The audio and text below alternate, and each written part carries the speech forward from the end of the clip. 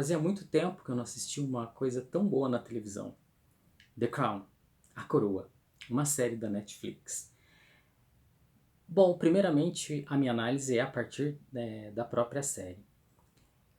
A Rainha Elizabeth é realmente uma mulher extremamente inteligente, porque ela soube ao longo de todo o seu reinado como manter a monarquia no Reino Unido. Né? O Reino Unido formado pela Inglaterra, pelo País de Gales, pela Escócia e pela Irlanda do Norte. Ela se coloca muito bem como esse símbolo de estabilidade, esse símbolo de unidade desse país. Enquanto em outros vários países a monarquia caiu, lá ela se mantém.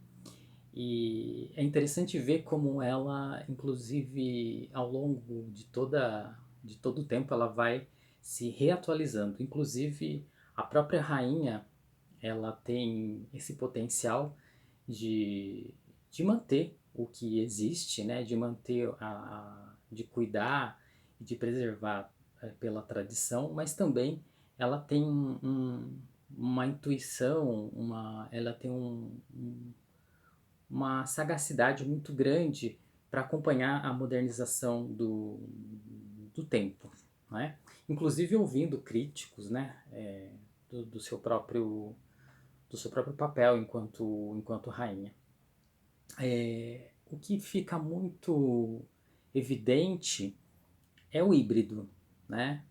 Tem uma passagem em um dos capítulos da série em que o próprio príncipe Philip, marido da rainha Elizabeth, fala que cada pessoa da família real, na verdade, acaba sendo como se fosse um semideus, né? Uma semideusa. Eles têm essa característica da imortalidade e da imortalidade e do fato de serem imortais, né? Porque a própria rainha é a representante da Igreja Católica Anglicana no Reino Unido, né? Ela é a ungida, abençoada pela Igreja, né? A comandante, a defensora da Igreja e da nação, né? E esse híbrido, né, personificado na Rainha Elizabeth é muito forte em toda a série praticamente, né? O fato dela ser esposa e ser rainha, o fato dela ser mãe e ser rainha, ser irmã e ser rainha, né? Então esse híbrido marca muito essa essa esse posicionamento, essa personificação da Rainha Elizabeth. Um fato interessante é quando ela precisa fazer com que o marido dela se curve diante dela, né? Um marido até então machista, né? Que não admitia se curvar diante da sua jovem esposa, mas ela consegue essa façanha, fazendo com que o seu próprio marido se ajoelhe, não dizendo que ele não iria se ajoelhar perante a sua esposa, mas sim perante a rainha. Ele teria que, como todos os outros súditos, se ajoelhar perante ela. E ali começa a empreitada do seu poder. Outro fato também é que a interferência dela, por exemplo, no casamento da própria irmã, da Margaret, da princesa Margaret, né, em que o casamento, a princesa Margaret, ela se apaixona por um homem que estava casado, mas que depois se divorcia, né, e a igreja nesse momento não admitiu o divórcio. Então isso não cairia bem, nada bem para a guardiã da igreja anglicana católica, e ela sofre muita influência dos seus assessores, dos seus secretários, né? Enfim, da, da própria mãe também dela, da rainha mãe, enfim, que também é uma pessoa de muita influência na sua vida.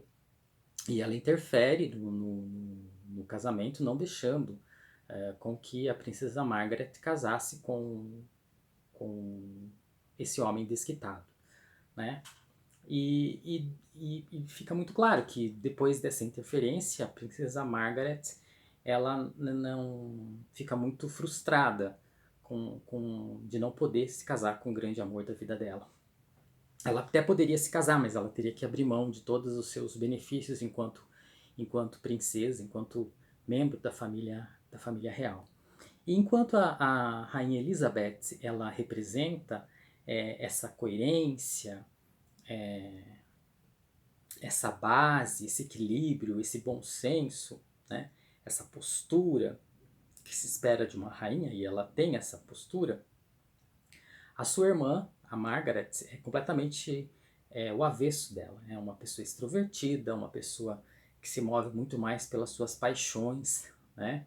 E que gosta de se expor ao público, enfim, ela mesma, a própria irmã, a irmã mais nova, é que tinha o desejo de ser rainha, né?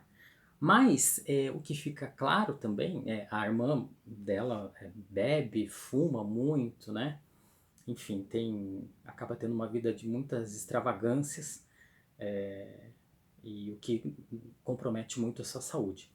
Mas assim, o que fica claro ao longo de toda a série é também ao mesmo tempo que elas têm uma relação de amor, de fraternidade, até de amizade, existe uma rivalidade entre essas duas irmãs, né? Na verdade, existe uma rivalidade entre os próprios membros da família real, né? E a Rainha Elizabeth tem que deixar muito claro que quem manda ali é ela, né? Então,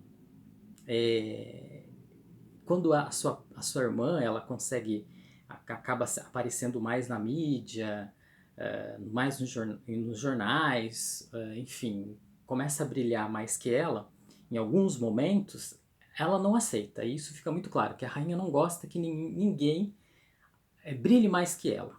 Né? Ela é a rainha e ela que tem que ser o centro das atenções, ela que tem que brilhar mais do que as outras pessoas da família real. Inclusive, depois, isso vai ficar muito claro na quarta temporada, com a presença da princesa Diana. Bom, o que mais? O outro fato que vai marcar também essa série são as paisagens, né, as paisagens geográficas do Reino Unido, né, o litoral da Escócia, enfim, o país de Gales, que mais? As próprias viagens que a rainha faz pela África, pela Austrália. Então, as paisagens são muito interessantes do ponto de vista geográfico. É realmente a gente acaba mergulhando nessa série histórico-geográfica, né? E nesse drama da família real, né? Em que a rainha Elizabeth precisa se deparar com esse posicionamento entre ser rainha, né, e agir como rainha, engolindo muitas vezes seus próprios sentimentos e suas próprias vontades. Eu acho que isso que é uma coisa muito, muito delicada na série, né? Não só dela, mas dos membros da família real. Né? Alguns não conseguem fazer isso e são muito mais passionais, né? São muito mais movidos pela emoção do que pela racionalidade que se espera de um membro da família real. Um outro fato interessante é a interferência, o herdeiro da Rainha Elizabeth, que é o Príncipe Charles. E desde o início a série mostra o Príncipe Charles como uma pessoa muito frágil, muito delicada,